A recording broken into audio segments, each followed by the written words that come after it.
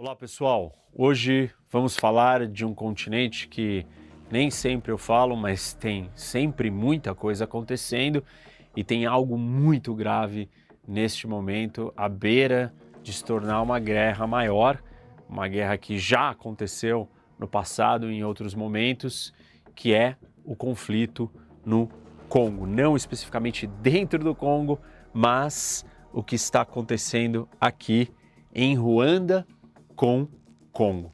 Vou explicar para vocês um pouco da história de Ruanda e o que tem aqui acontecendo com o Congo. Só para vocês terem uma ideia, Congo é muito maior, né? Deu para perceber aqui o tamanho de Ruanda. Ruanda é um dos menores países da África e o Congo é o segundo maior país da África, só fica atrás da Argélia, mas é pouquíssima coisa. Antes o Sudão era maior, mas aí com a divisão do Sudão do Sul e Sudão ficou dividido, ficou menor. Então nós temos a Argélia e o Congo. São países grandes. Pra vocês terem uma ideia, o tamanho do Congo em relação a Ruanda, que é esse paizinho aqui, é 90 vezes maior. E a parte interessante, o surpreendente dessa história, talvez, é que o país agressor é Ruanda, com apenas 13 milhões de pessoas, enquanto o Congo tem 90 milhões de pessoas. Claro, o Congo é um lugar muito difícil de ser governado. Na lista do ranking dos países, estados falidos, para quem não sabe o que é estados falidos, anota aí, antes de você continuar o vídeo, coloca aí, faz uma anotação, próximo vídeo que você tem que assistir, terminando esse, é a geopolítica dos estados falidos. Tem aqui no canal, eu explico o que são estados falidos. O Congo é o quinto pior do mundo. Então você vai ter a Somália, que está aqui, você vai ter Sudão, Sudão do Sul, a Síria e o Congo. Óbvio que se essa guerra explodir ou esse problema continuar na escala que está, provavelmente o Congo vai cair ainda mais e a Síria, saindo da situação que estava, deve melhorar um pouco, então o Congo tende a piorar. Fora o histórico de guerras e conflitos internos, e tem muita coisa sobre só a história do Congo, que eu não vou explicar aqui nesse vídeo, eu vou contar um pouco de Ruanda e o problema do que está acontecendo aqui na região do leste do Congo, que é a parte, por sinal, que está próxima. Na verdade, o conflito está acontecendo aqui nessa cidade de Goma, que, como vocês podem ver, está muito perto da fronteira com Ruanda, e Ruanda está praticamente tomando a cidade. Pessoal, fazer uma pausa antes de continuar o vídeo, quero falar para vocês da Surfshark, que é o nosso parceiro aqui do canal, que é uma empresa de tecnologia que traz proteção para sua navegação. Tem uma série de produtos como antivírus, proteção digital e a famosa VPN, que é uma ferramenta que criptografa a sua presença e o seu tráfego dentro do mundo digital. Então, se você está navegando, não dá para saber da onde você está navegando. Os outros, os sites, enfim, não conseguem coletar os seus dados, não conseguem saber de qual é a sua localização, qual é o seu endereço IP, e você fica oculto, você fica protegido. Então, vai impedir que te rastreiem, vai te impedir que seus dados sejam revelados, vai te facilitar e permitir que você acesse sites que estão bloqueados para quem não é daquele país. Então, se você quer acessar um site de um outro lugar, se você quer assistir um filme, se você quer fazer uma compra num outro país, num outro lugar, não vai permitir se conseguir identificar qual é o seu endereço, da onde você está navegando, da onde você está mexendo, falando. E a VPN te ajuda a te deixar sigiloso dentro da internet e protegido. E a Surfshark é a melhor VPN e com o meu cupom você tem um desconto a partir de R$ 9,99 e você ganha até 4 meses extras. Não deixe de acessar, tá aqui o endereço, é www.surfshark.com/rock, H-O-C. Acessa, você tem um monte de produtos, vale muito a pena. Quem gosta e vive no mundo digital, mesmo quem não vive, toda hora que você vai fazer alguma coisa no digital, você precisa estar protegido e precisa ter o seu sigilo e poder acessar coisas que não estão liberadas dependendo do lugar que você está. Aproveita, Surfshark. Vamos voltar para o vídeo. Mas vamos então olhar para o começo da história, né, aqui de Ruanda. Não o começo da história do país, mas o ponto relevante e importante que leva à causa desse conflito atualmente. E essa história vai começar em 1994 com o genocídio de Ruanda. E o genocídio de Ruanda é talvez o último genocídio que nós tivemos recentemente, genocídio grande. Estou falando de 800 mil pessoas mortas, e isso ocorreu num período muito curto de tempo, foram 100 dias apenas. E a população de Ruanda está dividida entre dois grupos, ou o genocídio aconteceu com dois grupos, claro. Os Hutus, que perseguiram os Tutsis, e isso, durante esses 100 dias, aconteceu pelo país inteiro. As pessoas foram mortas não com armas, não era um exército matando, a população geral, todos os Hutus saíram matando Tutsis, e esses Tutsis, 800 mil pessoas morreram, eles foram mortos com facadas. Facadas, as pessoas saíam na rua matando, esfaqueando os outros. 100 dias, repito, é um espaço muito curto de tempo. Você já tinha tensões no país, você tinha missões de paz da ONU atuando. Tem vários filmes famosos, vários documentários muito interessantes.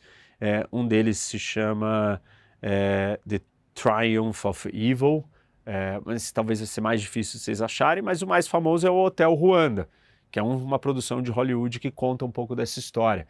Então você tinha tropas internacionais ali e conforme o conflito foi acontecendo, o Conselho de Segurança ordenou que essas tropas de paz fossem retiradas do país. Sobrou um grupo muito pequeno liderado por um general canadense, e esse é tido como um dos grandes fracassos da ONU, porque um genocídio aconteceu, ninguém fez nada. Isso foi no meio dos anos 90, 1994. Os americanos não quiseram se envolver, eles vinham de uma história na Somália, uma operação em Mogadishu, que aquele filme Black Hawk Down, Falcão Negro em Perigo, retrata também um pouco dessa história do que aconteceu na Somália e que tirou o estômago, a vontade de alguém interferir. Belgas, europeus, ninguém quis se meter, e talvez uma pequena força ali mais contundente por parte do Ocidente teria evitado. Como eu disse, não era um exército armado, era uma população com facões nas suas mãos, matando indiscriminadamente, incessantemente, num curto período de tempo. Talvez isso pudesse ter sido evitado. Essa é uma das grandes críticas que se faz à ONU. Vários dos países envolvidos se sentem culpados. Parte do que nós vamos entender do que está acontecendo aqui e da não ação dos países do Ocidente tem a ver com essa relação de culpa com o genocídio. Não é só isso, tem vários fatores, nunca é só um fator, mas essa história ela mexeu. E no final das contas, quem acaba ganhando a guerra civil, né, o conflito interno em Ruanda, são os Tutsis, liderados naquela época, o seu líder, o Paul Kagame, e o Kagame se torna o presidente do país. E ele é presidente do país há mais de 30 anos, ele se tornou um ditador, mudou a Constituição, tem uma aprovação assim de fazer inveja ao Putin, ganha todas as eleições com 98% dos votos, persegue todos os seus opositores, criou vários programas de restauração da identidade nacional do país, onde todo mundo vai para a escola, é obrigado a ter respostas certas sobre as diferenças étnicas e tudo que aconteceu. E os Tutsis são uma minoria no país, mas dominaram o governo, dominaram as instituições, e conduziram o país com uma certa ordem, também diferente do resto da África, e Ruanda durante muito tempo, e ainda continua sendo visto assim pelo Ocidente, como um modelo, um caso a ser estudado de sucesso, porque mortalidade infantil caiu 70%, os índices são realmente impressionantes. Claro, não transformou Ruanda na Suíça, mas alguns fazem analogias e brincam que é a Dubai da África, tem atraído investimentos do Ocidente, tem conseguido dinheiro, tem usado dinheiro de órgãos internacionais como o Banco Mundial, FMI, com projetos que têm começo, meio e fim, e esses projetos são entregues, então esses organismos internacionais usam Ruanda como um modelo de aprendizado para os outros países da África. Enfim, o país, apesar de ser uma ditadura, ele conseguiu se organizar. E aí, né, trazendo essa história para o problema de hoje, que não começa hoje, porque se esse conflito, essa tensão entre Ruanda e essa região, esse pedaço do Congo, explodir novamente, essa seria a terceira guerra entre os dois países. Não é uma guerra declarada, porque, como eu disse, o Congo também não é um país muito organizado para você falar assim que o governo do Congo tem o domínio total, então não são dois exércitos, mas é um monte de milícias, um monte de grupos financiados.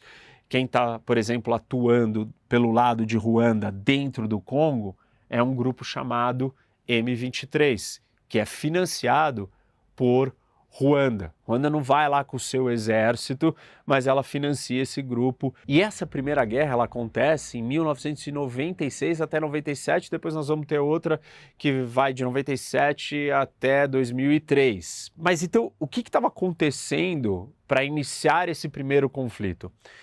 Parte dos Hutus de Ruanda que estavam cometendo genocídio fugiram para o Congo.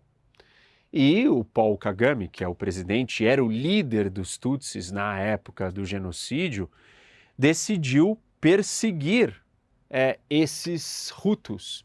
E nesse processo, né, dessa primeira guerra, ele persegue e entra e invade o Congo. Claro, não invade o país inteiro, mas ele invade só esse pedaço do leste. Mas ele vai acabar derrubando o ditador que estava no poder desde os anos 60 até 1997. Aliás, naquela época o Congo nem chamava Congo, era o Zaire. E ele derruba o ditador. E depois o conflito volta de novo. Acontece uma segunda rodada, né, da guerra com o mesmo argumento, que é o mesmo argumento de hoje em dia. Então, Ruanda diz que ela precisa controlar e atacar o Congo porque existem Hutus do lado de lá da fronteira que são uma ameaça para a sua existência e para a sua etnia. Claro, já passou, né, mais de 30 anos do genocídio e não existem só os Hutus de Ruanda que estão ali, mas existem Hutus que são do Congo também. Então tem essa disputa étnica entre os dois grupos e o Paul Kagame usa isso como um argumento. Este não é o único motivo, porque o Congo é um país muito rico em minerais e grande parte das exportações de minérios de Ruanda são superiores ao que Ruanda extrai e tem dentro do seu território. Claramente tem todo um esquema aqui de exploração dos recursos do Congo. E como o Congo é esse país fragmentado, falido, problemático, cheio de milhões de outros problemas internos, ele nem dá conta de lidar com isso. Mas as declarações recentes mostram que o Congo entende que é praticamente uma declaração de guerra à nova ofensiva do M23, que é esse grupo financiado por Ruanda, mas nem sempre a atuação de Ruanda no Congo foi por meio do M23.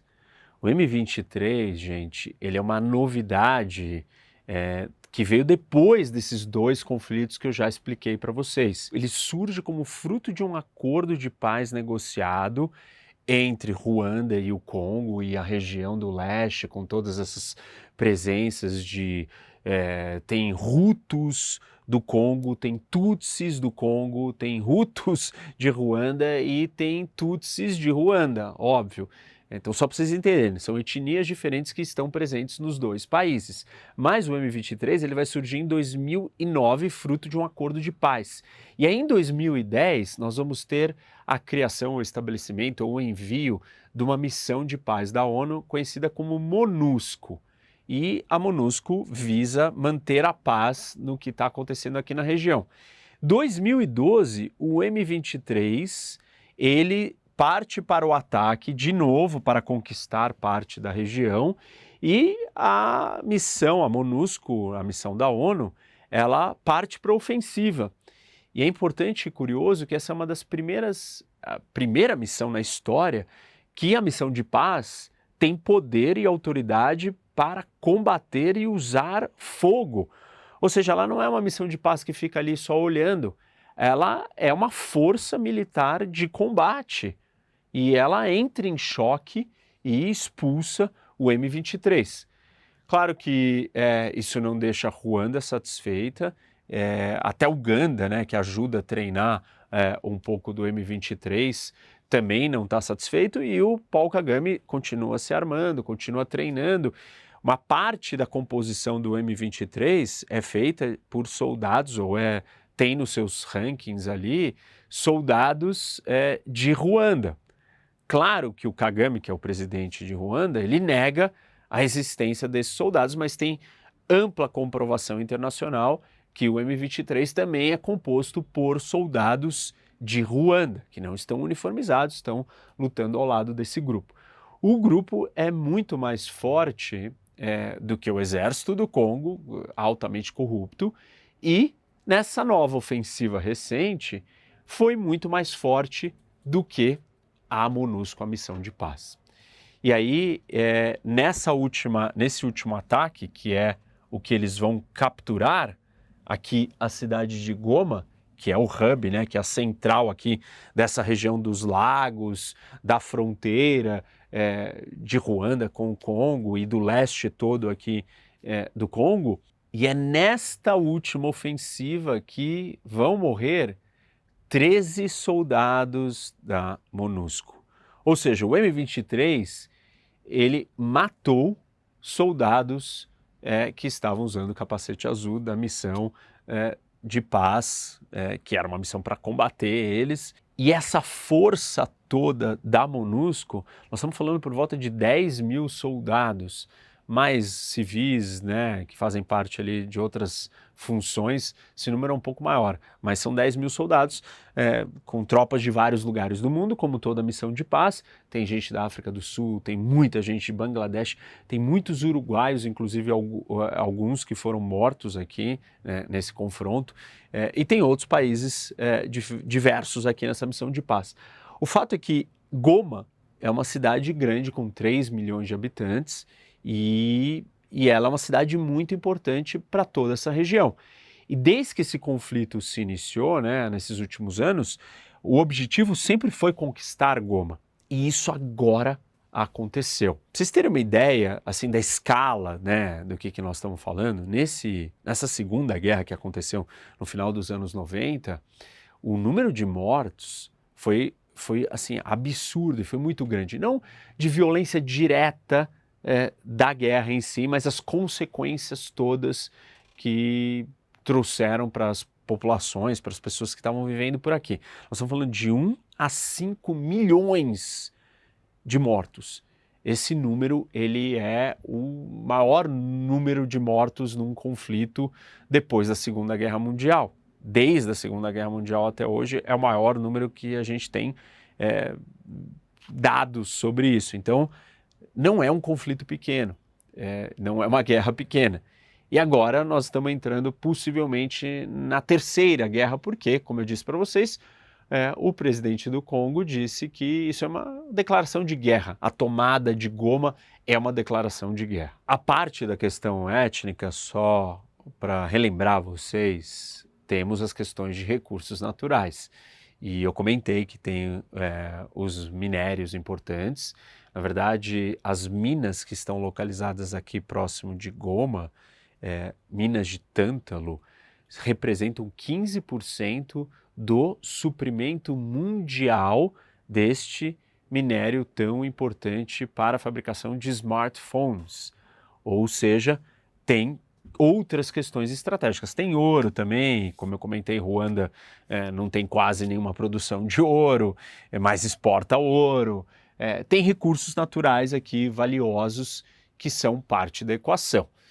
E óbvio, né, se eu expliquei ou disse para vocês que Ruanda está minimamente mais organizada que os seus vizinhos, mais estruturada, saiu de um genocídio, conseguiu ter indicadores, está conseguindo receber e usar o dinheiro de doadores internacionais para projetos que fazem sentido, está atraindo investimento, patrocina time de futebol. O país Ruanda patrocina o Arsenal. Então, Ruanda é um hub, é um polo, um case da África, e ele olha para os seus vizinhos, né? O Kagame, o presidente do país, venceu a guerra civil, sobreviveu ao genocídio, colocou o país nos eixos, ele faz parte da minoria, a minoria que governa, organizou tudo isso, se manteve no poder, mudou a Constituição, vai poder ficar no poder mais 2 mandatos ainda, e sabe-se lá se não vai mudar de novo, já tem 60 e poucos anos. Ele olha para o seu redor, para tudo que está acontecendo aqui, e fala, mas isso daqui é um completo caos, por que eu não vou aproveitar essas oportunidades e expandir o meu território, expandir a minha nação, expandir a riqueza de Ruanda e ser um modelo ainda melhor. E nesse processo dele fazer isso, ele tem adotado algumas estratégias que a gente pode encontrar em outros lugares do mundo. Na verdade, dá até para fazer uma comparação, uma analogia, que ele está usando a estratégia do Putin para conquistar esse território aqui do leste de Congo, análogo ao leste da Ucrânia, quando o Putin começa a sua operação ofensiva, dizendo que ele estava entrando na Ucrânia para proteger quem? Os russos, etnicamente russos, né? De etnia russa, que precisavam de ajuda, então ele estava indo ali proteger, mas não eram ele, eram os separatistas.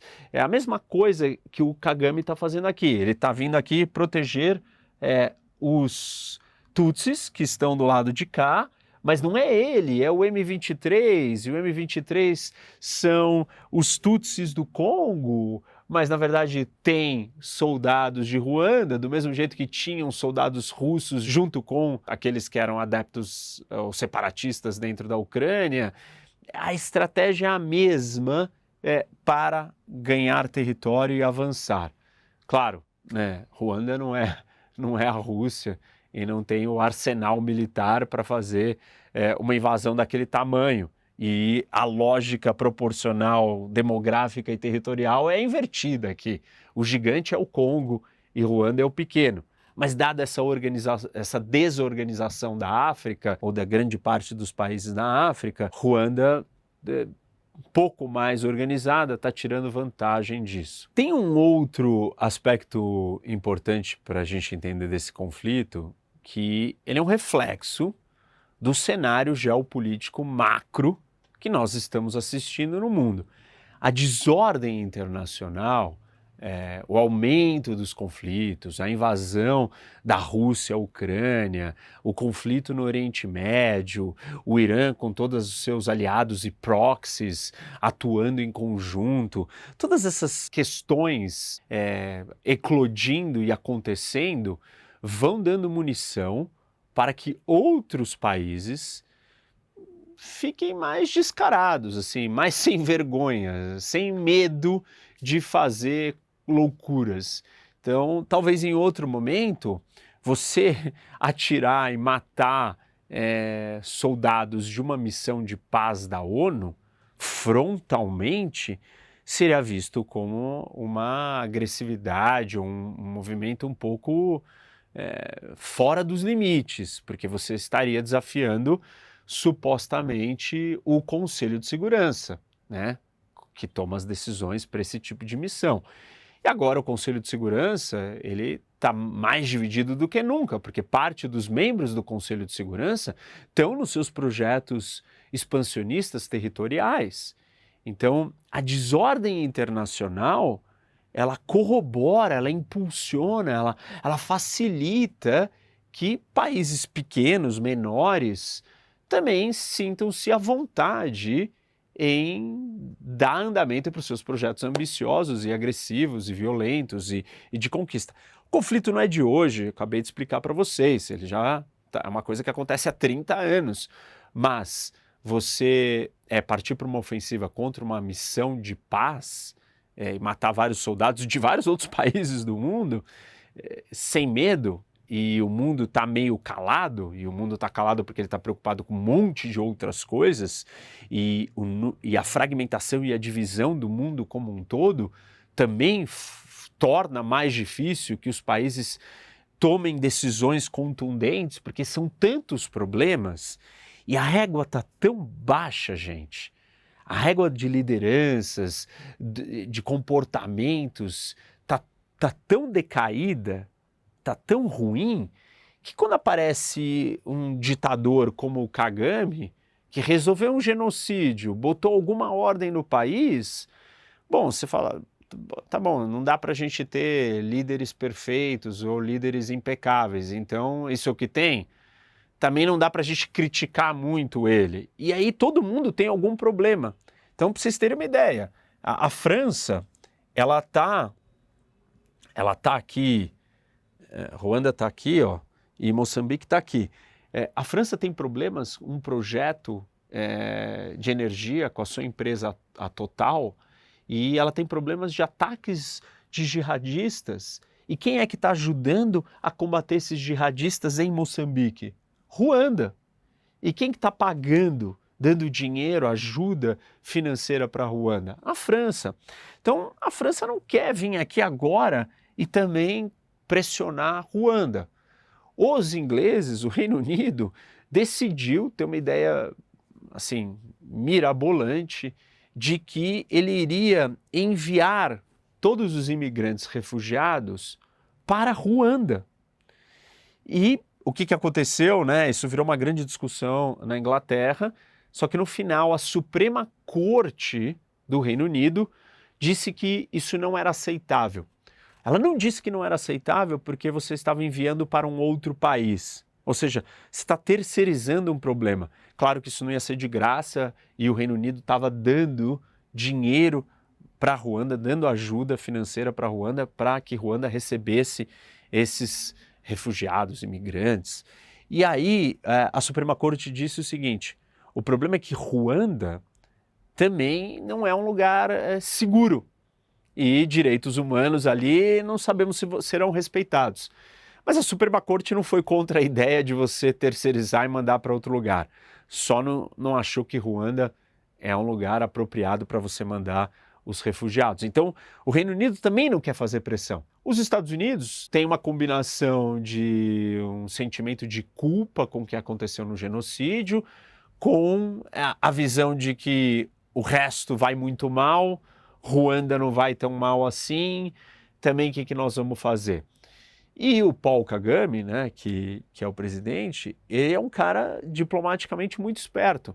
Então ele elogia a presença do Grupo Wagner na África, a maioria das estradas de Ruanda quem está construindo é a China, ele mantém essas relações com França, com o Reino Unido, com os Estados Unidos. No conflito de Gaza, né, o ataque do Hamas, ele se solidarizou com Israel, mas ao mesmo tempo também mandou ajuda para Gaza. Então ele fala com todo mundo, elogia e agrada e faz um afago a todos os lados, e com isso ele vai sobrevivendo e ninguém está muito disposto a impedir essa ofensiva de Ruanda.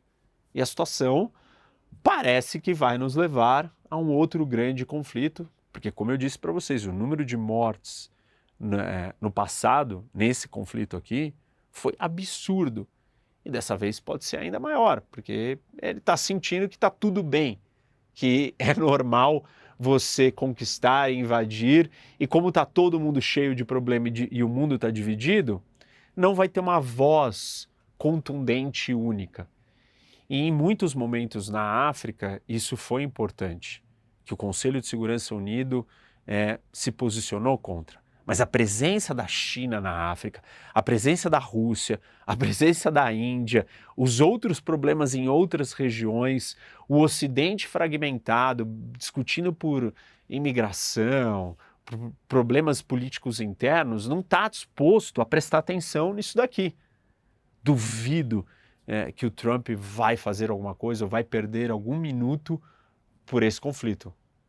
Claramente ele vai fazer o contrário, ele vai dizer e falar que os Estados Unidos não tem nada a ver com isso e não tem que perder tempo, energia, dinheiro, tropas. Claro que ninguém está cogitando que os americanos enviem tropas, ou ninguém acha que isso pode acontecer, mas o Trump vai usar isso como uma fala política de algo a não ser feito. E será aplaudido, em parte coerentemente, mas o fato é que é muito difícil da gente ter algo que vá brecar essas ações, a não ser que os próprios países africanos e Angola, que estava liderando essa mediação sempre entre o Congo e Ruanda, consiga chegar em algum tipo de acordo. E o M23 me parece que está muito certo e sendo bem sucedido, conquistando mais território.